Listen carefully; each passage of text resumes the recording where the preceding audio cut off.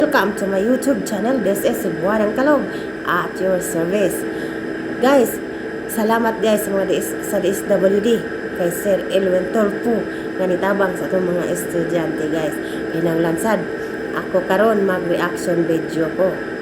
Tungod sa kanang kahektik sa akong mga estudyante na kay naabi ako estudyante nga tumusad, diba? Nya lisod kay panahon karon, kinahanglan pagpalit mahal kayo ang mga panaliton.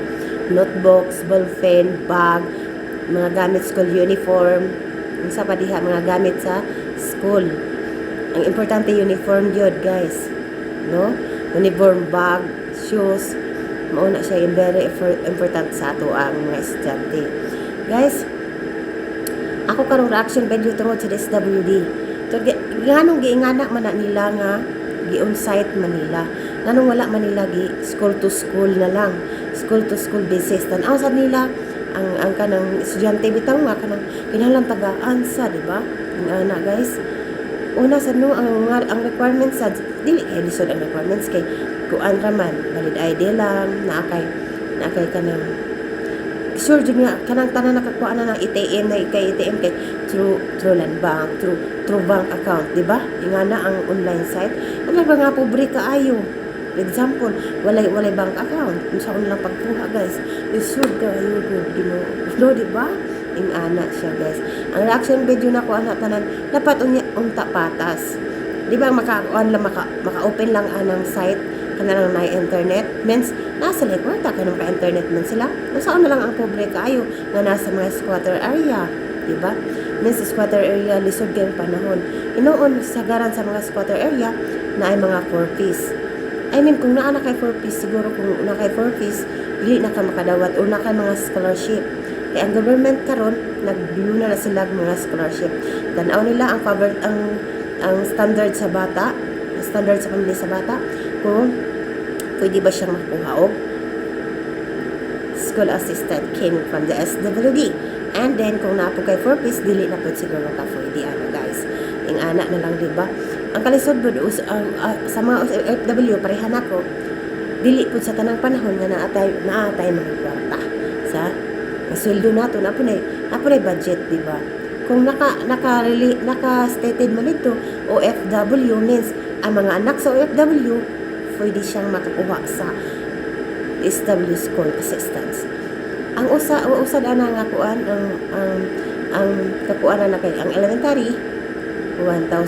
Mes akong makalawat og 1,000. Ako na sad na ay makapalit na sa mga notebooks, mga ballpens, mga school uniform,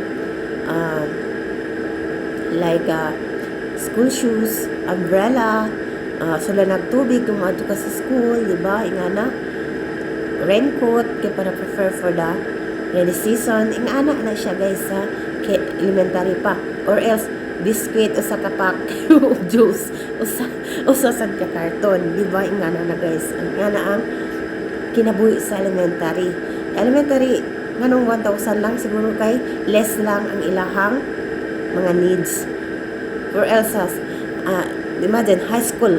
Kung high school di ba 2,000 ang high school. Ang high school manggod na lang mga lieutenant, di ba? Nga na siya, pero dili na vocable. Pwede na siya, dapat nimo na siyang ang high school is different from elementary. Elementary, pwede rin na siya na mapaanon. Dili kayo nga, parang uniform nga, batuhon na kaayo. For else, high school, dili na pwede guys. Kinahanglan, dalaga na siya kulitaw. Maulaw na siya kung palitan ni mong uniform nga. Kana bitang bati na, sikanhan na, ginamit na siya. Yung na siya guys. Nauna siya ba? Ang high school, 2,000. Kinahanglan na siya bag na pagdalaga. Sad. Dili sa ng bag na pang baby. Bag na pagdalaga. Uniform na nindot sad. Kinahanglan kansahon sad. Or else, kanang sapatos nga na sinaw pa. Nga na ba? Diba dalaga na guna siya. Dalaga na ang kuwan.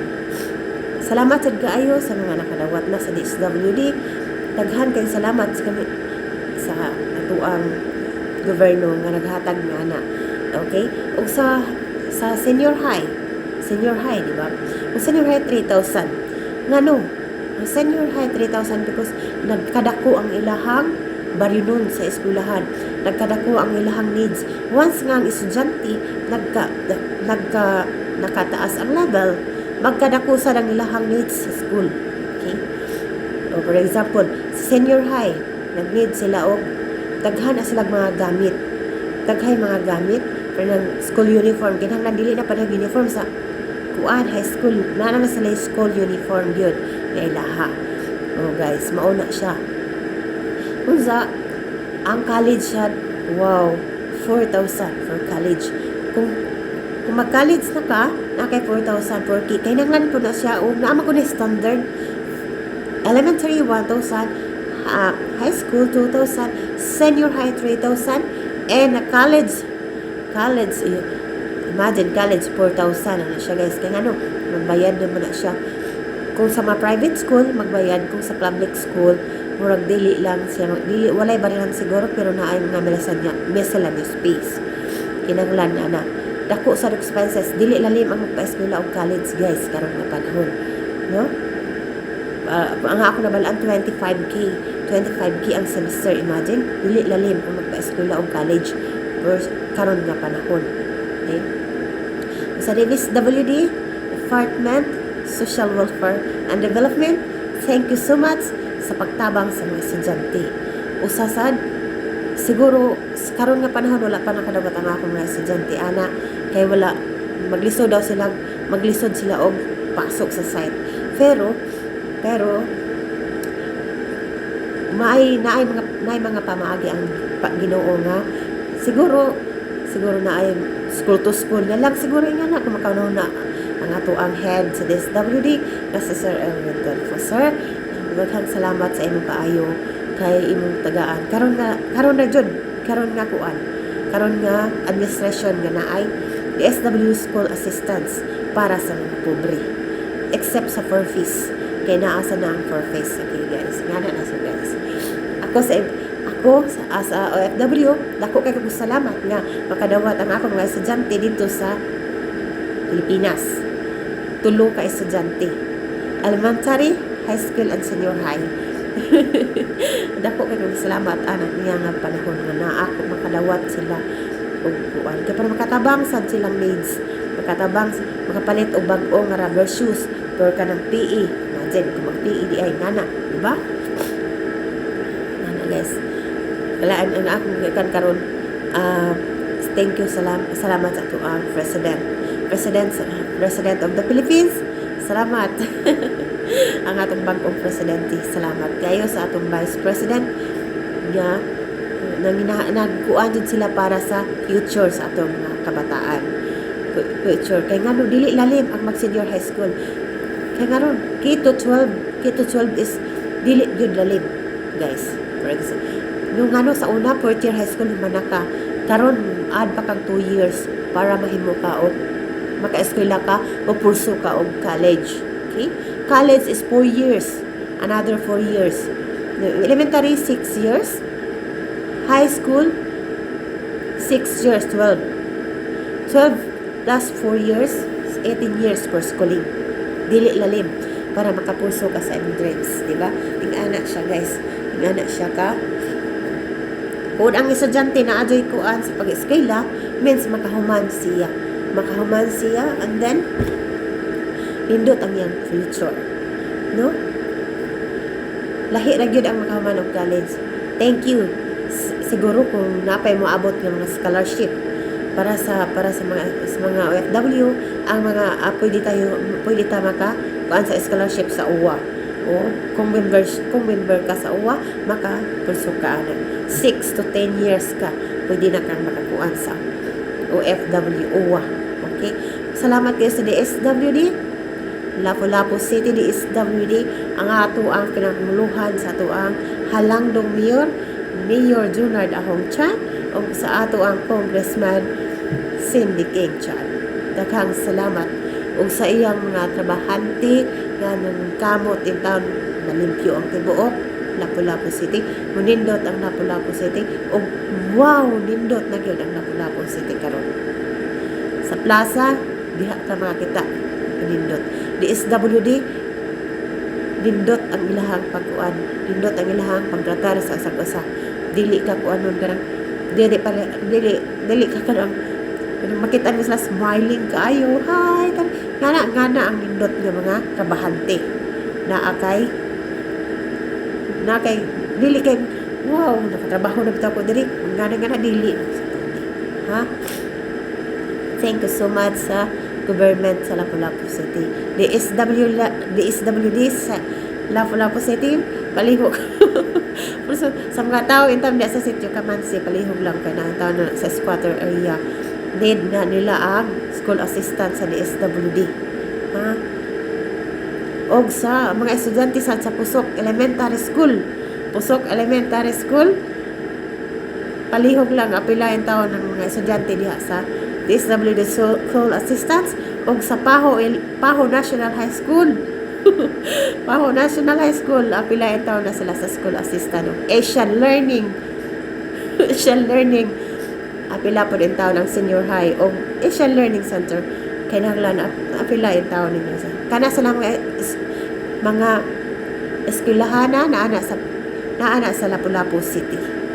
Okay, thank you so much. Mauna kasi salamat sa atong government. Okay, thank you so much. As OFW, akong reaction video ra gyud ning ako guys. Kay dili lalim ngano nindot sa dang Lapu-Lapu City kay ngano pag fee out nila dito sila sa Landong in town guys, naagyud sila sa Landong sa Hawks Domes dito sila gipakuan. Dili pareha sa uban nga lugar kay init kayo sa nga tanan, naglinya in town, murag mga piso nga kuan nang gipayong kalinya kay para lang maka-fee out. Ing ana ta mga Pilipino, no? Salamat sad sa ato ang government, national government, gobyerno ng Pilipinas na may puso at kaluluwa, may puso at pag-iisip sa mga estudyante.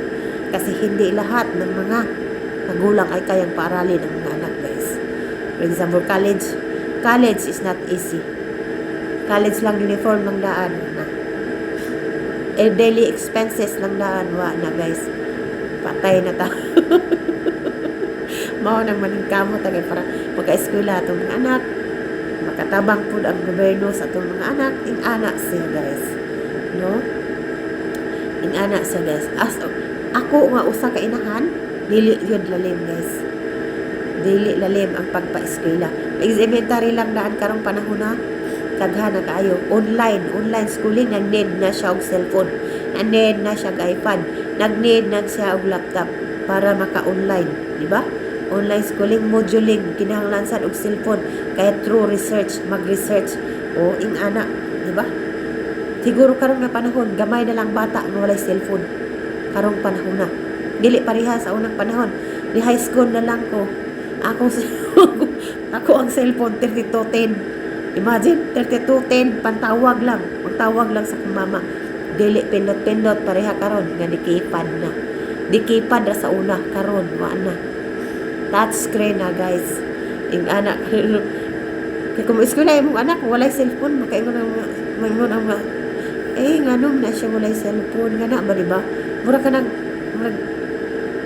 tanaw po lang kaayo pero guys dili na siya sakto sa nasa sa kainahan nga dili sad nila paggamiton sa cellphone ng ilang mga anak for that age kay ngano maka-addict ang cellphone walay focus sa eskwela kay tuwa sa cellphone ka focus no usa sa ako sa usa ka inahan ing anak for the sake nga layo ko nila na ako diri sa abroad na sila sa Pilipinas ipalitan ako sila tagsa kay para lang makakonect na ako everyday makatawag ko nila through kung kumusta ang ilang eskwela, basig uroy na ay nga emergency cases nga na, di ba? Kaya ang papa na ako'y trabaho. Ing ana siya, guys. Ing ana ang sa kainahan, nalayo sa iyang mga anak. Salamat sa tanan nga. Salamat sa tanan sa gobyerno, sa DSWD Secretary sa Erwin po nga maayo kayo sa kuan, maayo kayo sa katawhan, maayo kayo sa mga estudyante, sa kalaro sa ato ang presidente nga si Bongbong Marcos. Woo! From ug sa ato ang Vice President nga si Sara Duterte. Woo! Afrog kamong tanan. Salamat kaninyo. Salamat kini si Cebuanan Kalong nag-reaction video lang ita mo dire. Salamat sa tanang.